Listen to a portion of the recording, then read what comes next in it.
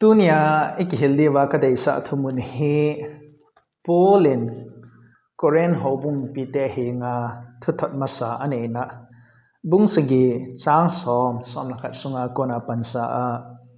zida thudola izil do deu phabep kasai do no min he First Corinthian bungsagi chang som nakhat na chun hitin asai ne he zinei saho wang hi chi thu hi kapi a he keima kahipon pakaizin api a hi numezin azipa da hi han oda ta zongle zinei lovin han ahi lo le azipa ta ki ho chamkit zing han chule pasalin zong azinu da hi han ati in hi hichi thumuna kona polin asai do hi thilthumta he devin kadai sai in hi khanna pol thu sai koren mi te henga athumam hi amalung chamta asai do hi po in pakai jisu krista in zidat dola maksud ke pana thupa bung som changa sunga asai do hi ala son a hi ani na a zidat dol he pakai jisu krista la polin ai ti azong aphat sa lo khada hi sem dila pana chu pathinin kichen na hi ana phu do hi in hi chi kichen na chu hin kholhuma thina akhan to ka thana chu kicheng thum ninga he pathin thu pi a hi za a chu koi hile azipa azinu zamsana midang anga gazonga chu ahi lawale azinu azipa zamsana ki khan pi a midang to kicheng chu azi anga zong to ki bangial a hi chukit le I ham te a ki khan na ding bang lungput a hung da a thu la la chu ki khan na thei chan ge a hen thuna a hi le a pha pen chu a thum chan na chu ipham itia he le a ki ka hlona ki ho cham kit hlona ki chen na chu a phung vu kit hlona ki chen na chu a tu cha jing hlona hin khol huma a chi pi ding thon chu pol thu hil a hi hi chi hi pol thu hil a hi in koi tabang khat I ham tin ki ho cham na chu anei zo thei ta la hon lowa ki khan na te din mun bang ahung hi a le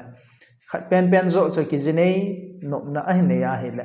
itabang phat itabang din muna si ki jinei the ham tia le thinan a khan to ka ha chu ki jinei thei lo ding hi ti zong hi polin asai do hi hi chi thu do ki zu ya hung peng do khat chu tu lai ta hen hobung mun phabet ma hen nume azi to ki khan pasal azi to ki khan azi a ki khan pinu a ki khan pi pa damna la ya midang to jinei sana he zong chu hobung sunga dan thinga ki gom jong he tampi om ta ne he ta bang thumun ho he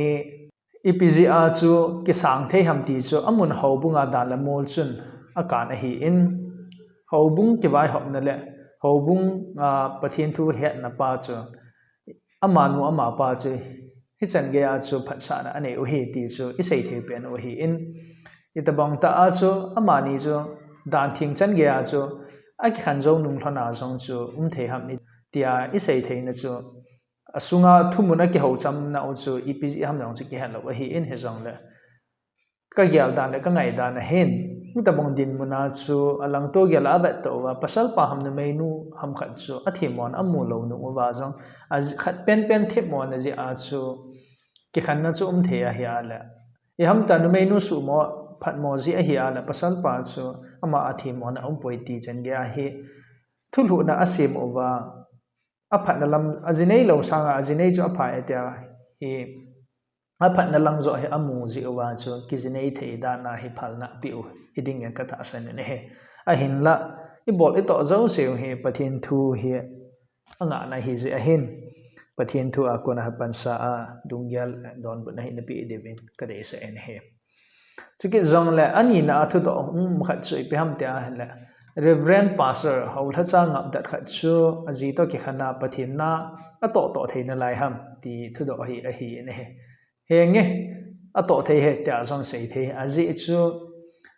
aji to a ki khan mana chu pathin na a to thei ta lo ding hi ti na kham ga na ki pi a hi pu in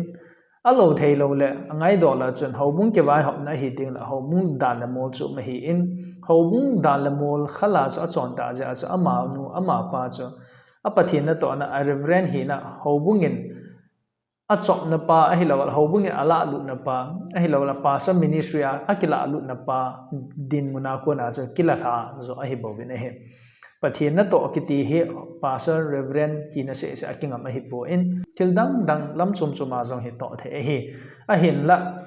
hobung ke vai hom na a chi to thein ding le hobung ke vai hom na thieng tho ta am thein ding a chu hitabong ho chu khat be be tinga le aji to ke khan zo nu nga pathian na to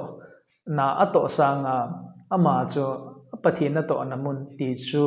association dunga ngap da thacha a hin akona chu ki ka tha na pa chu adi no zo na zo om je a chu ki bol thu a hi bo be ne he adang khat na chun I ham ti in pastor pa ham khat chu thi mon nei lo ya na azinu thi mon a ji a azinun azam sana azinu in midang khat to azinei sana hi le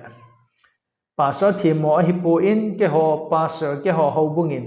ka pastor divin ka dein lai ve ati wa lawang chun aphai ama chu ami piten a ho bung piten ama chunga thi mo na anei lo ji amu do lo ji wa chu pastor a konin ke ka la thei pon te ama ta bang om nai poi e lam kai thei diu ti a he kin up ton anei lo chan aphai ama chu pang pang thei hi ti jong chu ke ma lung gel ngai dan hi in nang lung gel to ki bang lo mai thei hi ti si he adi pen hi ta jong ka sei hi po in aji chu bible la hin hita bang thu mun am tinga la hin hita ibol liu ti na kisut lo de a chu lungya la apha pen hi di ham tang ka sei hi in hobung chon le dan polama ka sei kha jong la hi chu adi lampa do se kil thim de ben ka dei sei na he thu do dang khat hung ping do chu ipiam ta he le atilaya hobung he pi na le hobung dan thinga anaki gom lo ba khunung pe a hobung ngap da thacha hi na hung chang reverend pastor hung hi a ama ho chun dan thinga hobung la dan thing kin ho chu abol thei ding ham ti hi a he abol mo na ding a pon aji chu mihim ahin khuluya achi sa ho chu kisim sima hije a hichi thumun pansa a hichi hin kho pansa a pathian na tong a hi povin athupi pen chu krista a hin na ane zowa pathian na tong dinga akipi da hobungin ama chu a het pi a ngap dat na anei theya hila ama chu kin thieng na tong dingin athing mo poi abuling sele ti hi keimang mu dan so a hi chi hi mi abang khat hobung kiloi khom na yong chu achum hit tin keima het do le keima mu dan a hin mi him achon se na lui ho kisim apin tha masanga hin khul a ke pansa a pin tha zo wa pathin na to le a to thei lo din mun se yong chu adi na lo ding in ka ta asani ne he hobungin a phat sa hobungin ama pa he pakai tha cha ngap da hi in ati lai hin kho hi tabang he anamang zong le tun wang hi pathin na tong the a hi ti ta a hi tai ti a taw na le thum na ta tho a phat sa na ni u chu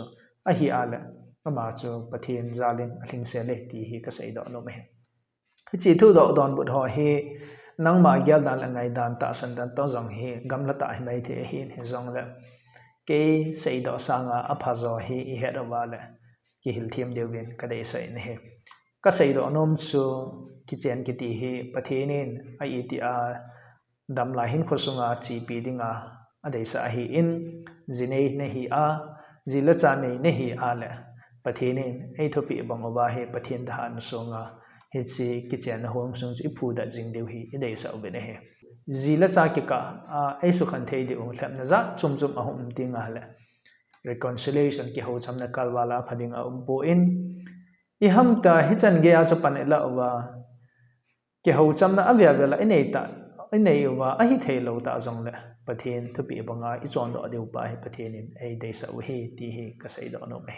anangai za na za pha chan jo se pathin in pha thei bo pi thaw